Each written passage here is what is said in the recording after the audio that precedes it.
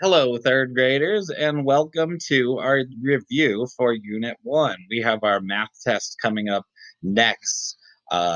So, we're going to go ahead and kind of review all of the skills that we have been practicing so far in Unit 1. Now, the good news is there will be no work in your math journal that you need to complete. Okay, no video to make, nothing to turn in your math journal.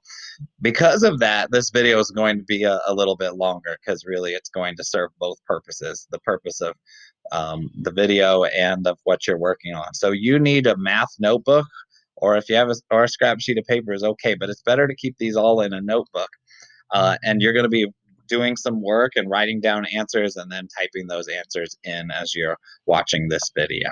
Okay, so our first type of problem that we did was to use number grids to find the differences between two numbers. Now, before I get to the numbers that are in the problem, let's just say I was going to try to go between 53 and 85. If I wanted to find the difference, first I'm going to go down. As I go down, I'm counting by tens. Then I'm going to go to the side to count by ones. So I could go 10, 20, 30, 31, 32. So the answer, the difference between these two numbers, how far apart are they, is 32. What you are going to do is to start at the number 35 and end at 87. So take a moment and do that. All right, let's see if you got it right. So 35 is here, 87 is here. So we're going to count down by tens, 10, 20, 30, 40, 50, and now over by ones, 51, 52. If you have 52, or woo, we're moving that all over. If you put 52 as your answer, that is correct. And now I'd like for you to explain. So explain, how did we use the number grid to get our answer? Hey, and so your sentences should have talked about how we started at the beginning number, we added 10 as we went down, we added 1 as we went to the side until we were at this finishing number. We can count to get the difference. Okay, so we wrote that as a sentence. All right, number 3, what time is on this clock? You tell me. Hey, let's see if you were right. Here's the hour hand. The hour hand is between the 3 and the 4. If it's not to the next number, you don't pick that number, right? So we're going to choose 3 as our hour because it's not all the way to the 4. Then as we count, we can count by fives for our minute hand. So 5, 10, 15, 20, 25. Did you say 325? If you did, you're correct. If not, think about what you put and why the answer should instead be 325. All right. Next, we studied tally charts and bar graphs. So as I look at this tally chart, I'm going to be thinking, well, how much does this tally show? So hockey, how much is this right here? Okay, we should have said 6. And because each one of these groups, right, counts as 5. So this is just 5. And then we can count these. Let's try to write it this way. 4 and 2. So what am I going to do here? What am I going to do for hockey? You tell me. Okay, I'm going to color until we get up to the 6. Right now, you don't need to draw out this entire graph because I'm going to be asking you questions about it. You can, but that might take a little bit longer. All right, so I'm going to color this one, and you tell me if I did it right. All right, soccer, is that one right? No, it's not right. Should have said no because soccer only had 5. So 5, let's see, here's 4, here's 6. So 5 has to be up to this point, right up to that line there, and then all the way down.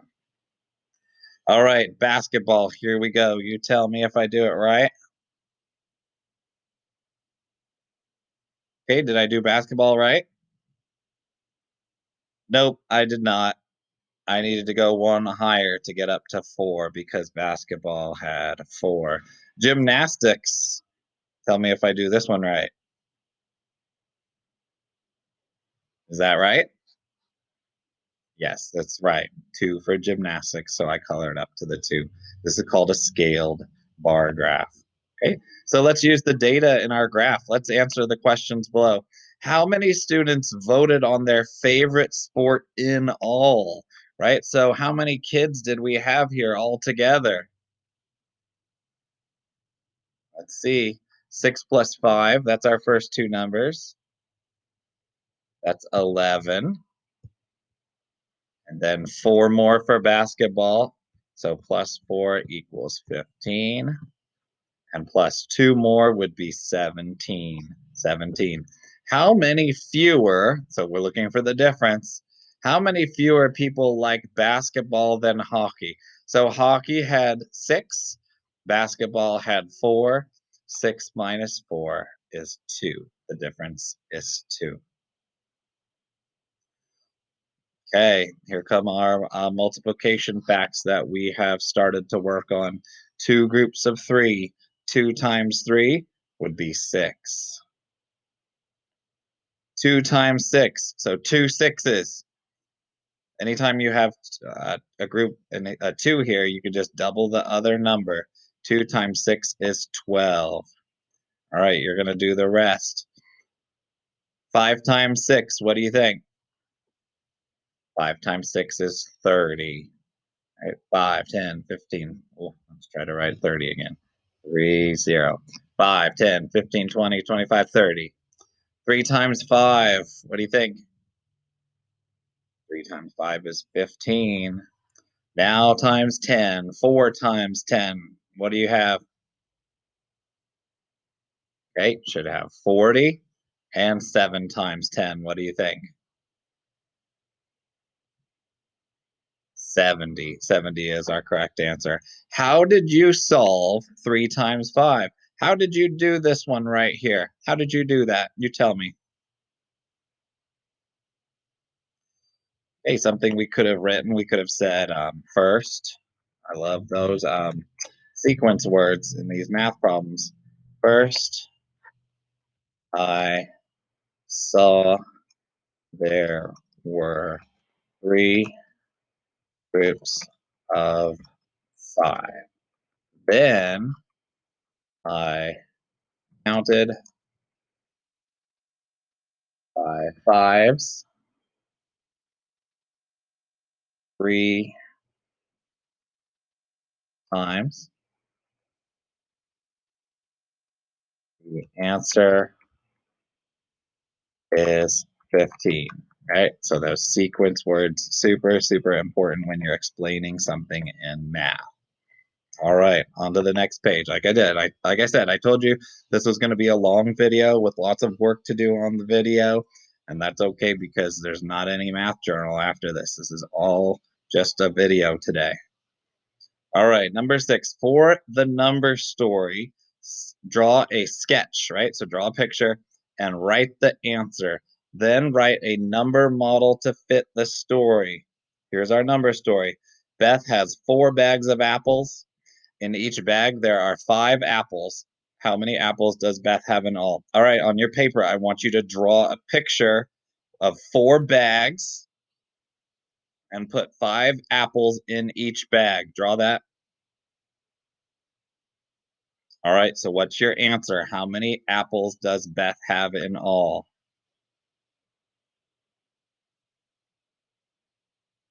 Hey, let's check and see if we agree.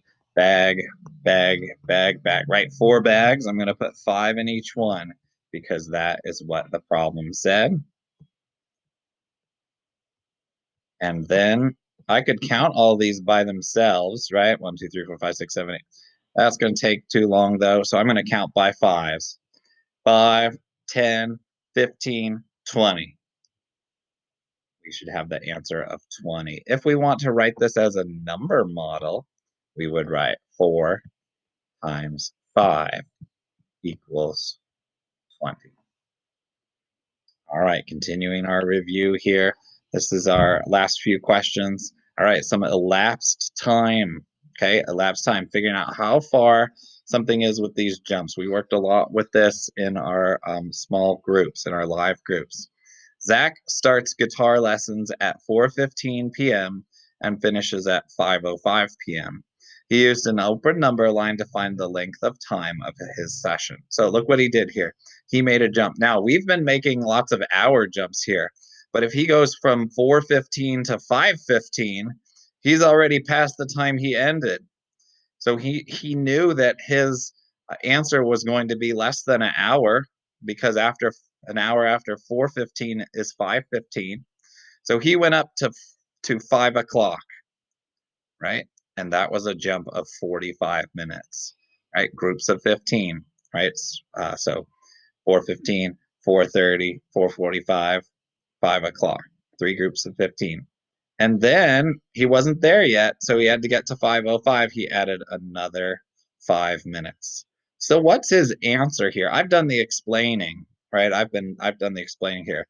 But what's his answer? What's the total time that he has? What's his answer? His answer, right?